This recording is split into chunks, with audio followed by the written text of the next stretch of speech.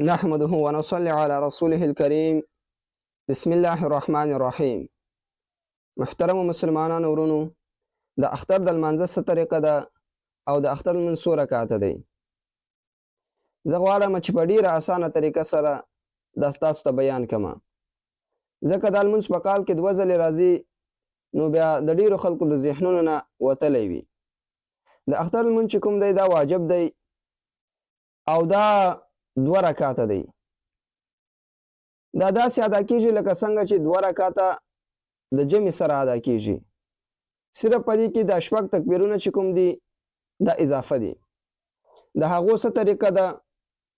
کله چې اول تکبیر امام ووایي او لاسونه غوږو ته پورته کړي، نو تاسو به هم ورسره لاسونه غوږو ته پورته کړئ.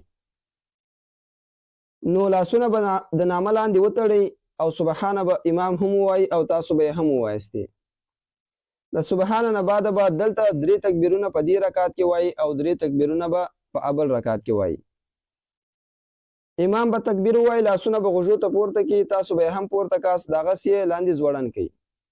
په دویم تکبیر کې به لاسونه غوږو ته پورته کاست او دغسې لاندې یې ځوړند کړئ.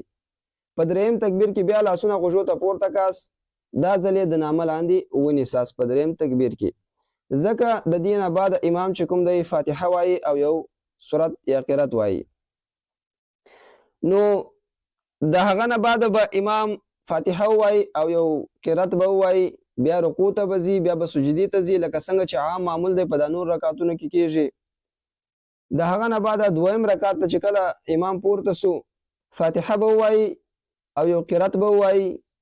په اول رکعت کې 3 تکبیرونه د فاتحې نه مخکې ویلي وه، په دویم رکعت کې به د فاتحې او قرات نه بعد 3 تکبیرونه وایي. دا ځل به هم د اول په شان باندې لاسونه غوږو ته پورته کاستې او لاندې به ځوړند کاستې. په دویم تکبیر کې به بیا لاسونه غوږو ته پورته کاست او لاندې به ځوړند کړي. په دریم تکبیر کې به بیا لاسونه غوږو ته پورته کاست او دغسې لاندې به ځوړند کړي. څلورم تکبیر کې به امام رکوع ته ځي، بیا به سجده کوي، بیا به قعده کوي، ناسته به کوي، دغسې به لمونځ ختموي. بس دغه طریقه وه د اختر د لمانځه، نور په دې کې څه فرق نشته.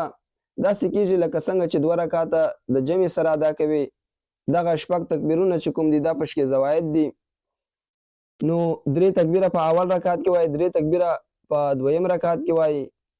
تکبیر کې به لاسونه غوږو ته پورته کاست او لاندې به یې دغسې ځوړند کړي.